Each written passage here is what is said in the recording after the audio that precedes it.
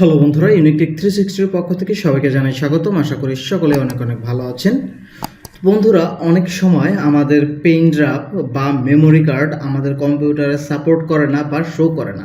সেক্ষেত্রে আমরা অনেক সময় অনেক সমস্যায় পড়ি।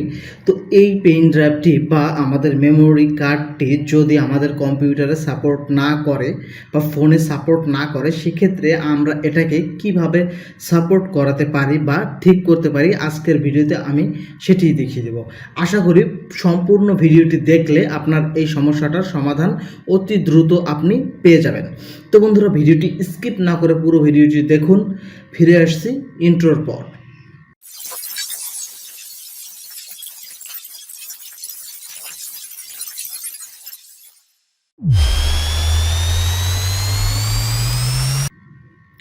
তো বন্ধুরা, এই কাজটি করার জন্য আমরা আমাদের কম্পিউটার থেকে just Windows plus x press করব।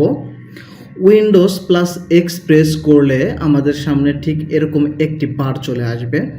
তো আমরা যদি একটু লক্ষ্য করি, এখানে দেখুন বন্ধুরা, একটি অপশন আছে ডিভাইস ম্যানেজার। তো আমরা এখান থেকে জাস্ট ডিভাইস ম্যানেজারে ক্লিক করে দিব।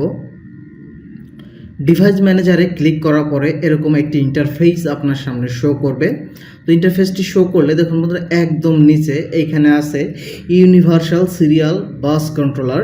তো আমরা জাস্ট এটার পরে একটি ডবল ক্লিক করে দিব। এটার পরে একটি ডবল ক্লিক করলে এটা এখানে এক্সপ্যান্ড হয়ে যাবে। তো এক্সপ্যান্ড হলে দেখুন বন্ধুরা, এইখানে আরও অনেক রকম অপশন শো করেছে। তো দেখুন বন্ধুরা, একদম নিচে আছে ইউএসবি রুট হাব। তো আমরা এটার উপরে জাস্ট দুটো ক্লিক করে দিব।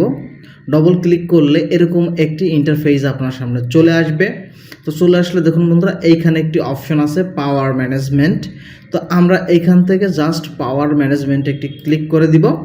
পাওয়ার ম্যানেজমেন্টে ক্লিক করলে দেখুন বন্ধুরা, এইখানে ইউএসবি রুট হাব শো করেছে এবং প্রথমে একটি অপশন আছে allow the computer to turn off this device to save পাওয়ার।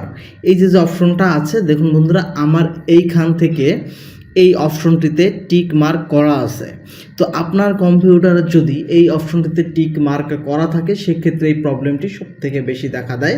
বা যদি এটা অন করা নাও থাকে, তো সেক্ষেত্রে যদি এরকম প্রবলেম দেখা দেয়, তো সেক্ষেত্রে আপনারা জাস্ট এখানে আসবেন। আসার পরে এই যে টিক মার্কটি আছে, জাস্ট এটা এখান থেকে এভাবে উঠিয়ে দেবেন।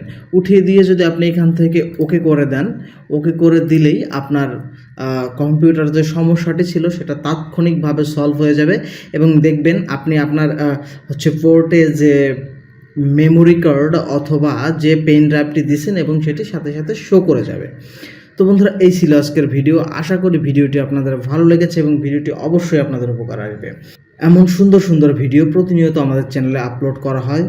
যদি আপনি আমার চ্যানেলে সাবস্ক্রাইব না করে থাকেন, তাহলে অবশ্যই চ্যানেলটি সাবস্ক্রাইব করবেন। সকলে ভালো থাকুন, সুস্থ থাকুন। ধন্যবাদ সবাইকে।